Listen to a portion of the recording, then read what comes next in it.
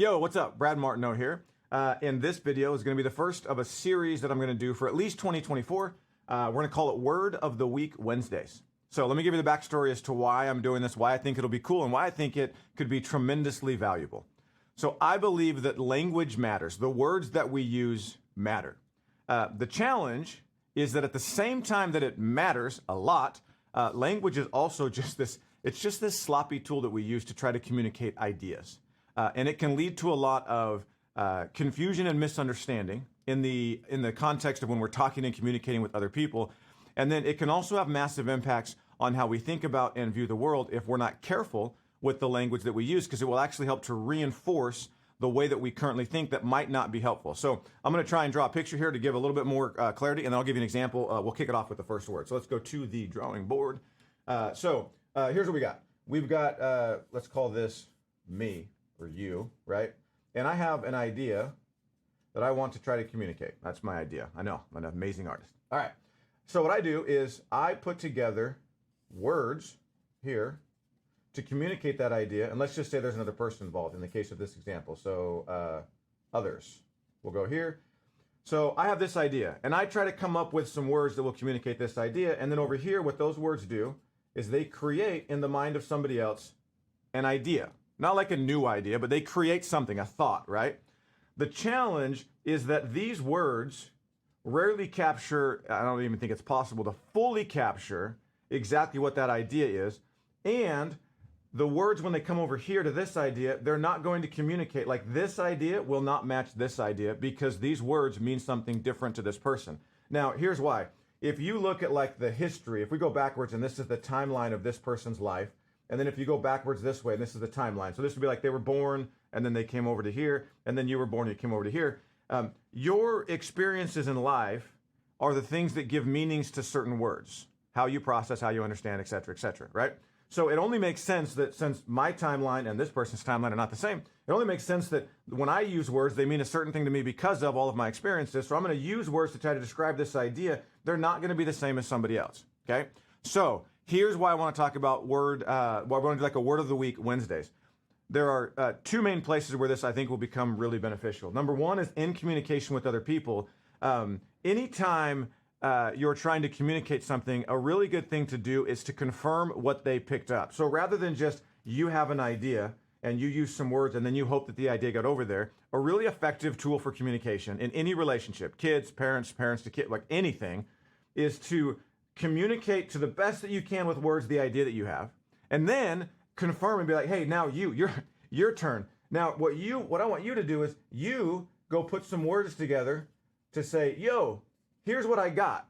And then let's see how much these words match. Because what's going to happen is the words that this person's going to choose are going to be different, probably. And if they're the same, it's like, no, I need you to explain it in your own words. They're going to be different, and it might not sit exactly perfectly with you. Like, well, that's not what I was trying to communicate, right? So when we use those words, like, it's not what I was trying to say, it wasn't my intention. It's because we had this idea, and the best we had were these words. That's why I call it a sloppy tool. We had these words to try to communicate it. So just as like an interpersonal interaction between people, it's a really good idea to get clear on what words mean. The more, we'll do this, the dramatic effect or whatever this is, right? The more important the relationship, the more powerful it is if you start to define what words mean. So you actually create a shared language, and you take words, certain phrases, and you both agree that if that phrase is going to be used, it means something specifically. So what you do is you tighten down, hey, there's an idea here, there's an idea here. We went through however many iterations of these that we needed to decide that, okay, if we use this specific set of wording, here's what it means. It works really great in any group or organization. So in a business, in a relationship, in a family, parenting, whatever, words like that, phrases like that you can create and define, they get rid of the sloppiness of language. Okay, so that's like, I guess, tip number one out of this thing or whatever is you can dramatically upgrade the interaction. I'm just pointing at this now. You can dramatically upgrade the interaction inside of a group or in between people as you, one, establish that this is true, and then two, you actually start to define what the language means. All right, now, let me move into the second part of why I think this is really important. And then we're going to start with the word today. So we actually officially start off Word of the Week Wednesdays. All right, so let's come back to the drawing board here. The other place where words have an impact is actually, there's this like circular loop going on. because every interaction that you have like this gets added to your timeline. And again, your timeline, this history, is what provides meaning to the words, and it's also the lens through which you look at the world. So all of your experiences, not only do they provide meaning to words, but they also give you this little set of glasses that sit right here, and everything you see in the world gets viewed through those glasses based on your timeline and your interpretation of events along the timeline. Okay? So, given that words are sloppy, unless you are very intentional about defining what they are, not only can they create confusion between people, but what they can do is they can actually continually reinforce negative views, or they can just be unsuccessful, but continue to give you this set of lenses that's just not successful. And what I found most of the time, at least for me, right? Most of the time what it is I'm using words that if I ever stop and ask the question, like, what do I actually mean when I say that? What I'll find is that I've created this like gradient, like this like fuzzy sort of definition where the word actually doesn't have very much meaning. Or worse, it has dual meaning, and I'm not getting clear about what meaning I'm choosing when I use the word. So for example, this will be easier to explain if I just pick a word. So today, let's start with the word want. Very common word that we use all the time. I also think it's one of the most dangerous words in the English dictionary, the word want, because want can really, everything that we want, everything we want to have, everything we want to be, everything we want to achieve and or accomplish or whatever, all of those, if we actually get in and talk about, well, what does the word want mean? When we use it, we can use it to describe different things. And if we're not clear about it, then we won't even know what we're talking about. But we will go make all sorts of life decisions, and we'll go do all sorts of work as if we know what we're talking about. Let me explain. I believe that everything that ever goes after the phrase want is going to ultimately fall into one of two buckets, and they're on complete opposite ends of the spectrum. We can go to the drawing board on this. This will be fun. I feel a drawing coming on here, okay? So we got want here, which we use all the time. I think everything that you'll ever say on want is going to go to one of two buckets. This bucket is actually wish, and this bucket over here is actually committed. So when I say I want this thing, what it actually is it's something that I'm committed to getting. I will do the work necessary to get it. And then this one is like, well, I want that, but actually I'm only wishing for it. There's no way I'm going to go do anything. And this one is committed, and this one is wish, and this one is wish, and this one is wish, or whatever, right? But we use want. And want is like this indecisive fence sitter, just kind of hangs out in the middle. It doesn't actually have any power to get us closer to what we want. And it lets us take things that we're really only wishing for, and it lets us put them in here where we feel like we're making progress, but we're not actually making any progress whatsoever. Okay, now, the reality is you might look at this, right? If we go back to this diagram right here, you might look at this and be like, well, hold on, wish, that's different. When I say want, I mean committed, which is great. The whole point of this is for us individually, for you, for me, to get really clear that either we're going to eliminate want from our language entirely, and we're just going to say committed, or we're going to say wish. Or we're going to decide that want actually means committed, or want actually means wish. But whatever it is, we're going to have some discipline with the language that we use so that when we communicate to other people, and then when we hear it and we communicate to ourselves, we're being very clear.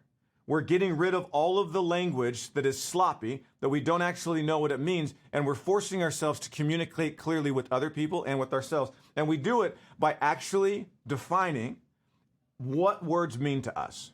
So what I would propose, okay, so two things, right? We'll go back here. We're going to do Word of the Week Wednesday. So if you like this, if you like this concept, like the video, and then comment down below that you want to see it more, then I'll keep doing it. But I think I'm going to do it for 2024. We'll check it out and see how it goes.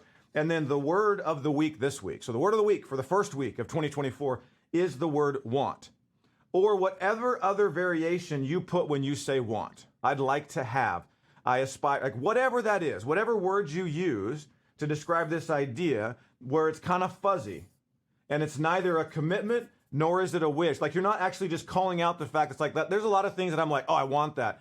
I don't actually want it enough to do anything about it. But when I say I want, that gets mixed in with the stuff I'm committed to, right? So having that language that is sloppy and that is unclear and is undefined doesn't help me make progress. It actually slows me down because I'm putting crap in here that doesn't need to be in here. So the word of the week is want, and I would say pick some other terms and then practice this week that you actually either stop using that or you clarify, hey, I want this. Okay, hold on a second. When I say I want, what does that mean? Okay, no, actually, I'm committed to it.